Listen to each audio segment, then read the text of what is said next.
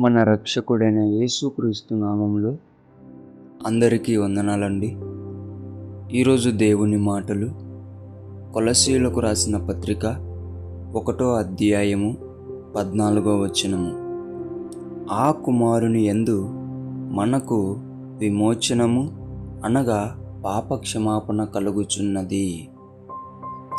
ప్రియమైన దేవుని బిడ్డలారా,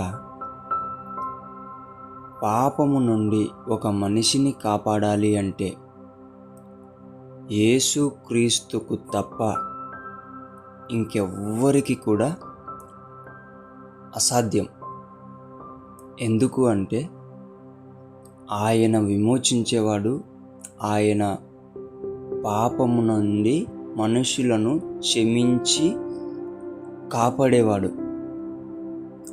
దేవుని బిడ్డలారా, మనిషి పాపం చేస్తే మనిషిని చంపేయాలి అనే మాటలు మనం వింటాం.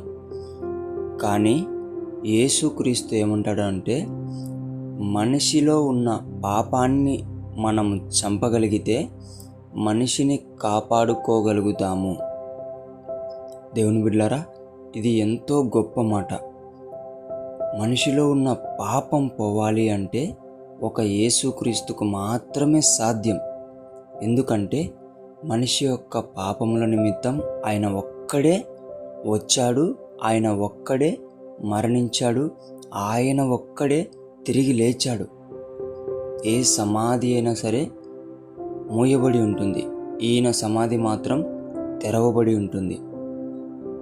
తిరిగి పునరుత్థానుడై లేచాడు, పాపమును గెలిచి, మరణమును గెలిచి.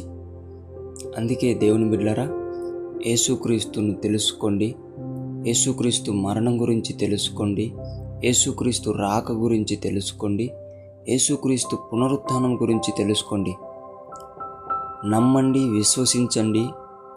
ఆయన యందు పాపమునకు విమోచన దొరుకుతుంది, ఆయన యందు పాపమునకు క్షమాపణ దొరుకుతుంది.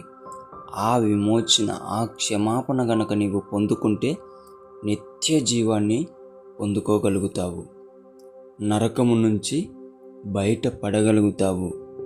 దేవుని బిడ్డలారా, ప్రతి ఒక్కరూ యేసుక్రీస్తు మాటలందు విశ్వసించి ఆయన యందు నిత్య జీవంలో ప్రవేశించాలని దేవుని బిడ్డ మనవి చేసుకుంటున్నాను. దేవుడి మాటలను దీవించునుగాక.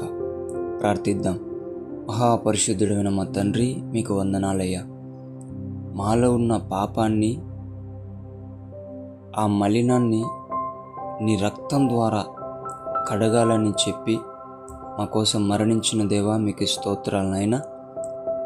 నీ ద్వారా వచ్చే విమోచన, నీ ద్వారా వచ్చే పాప క్షమాపణ మాకందరికీ కూడా నీవు అనుగ్రహించమని యేసు నామములో నిన్ను విశ్వసిస్తున్న ప్రతి ఒక్కరిని నీ హక్కున చేర్చుకొని వారిని రక్షించి నిత్య జీవానికి వారసులుగా నీవు చేయమని యేసు నామములో ప్రార్థిస్తున్నాం తండ్రి.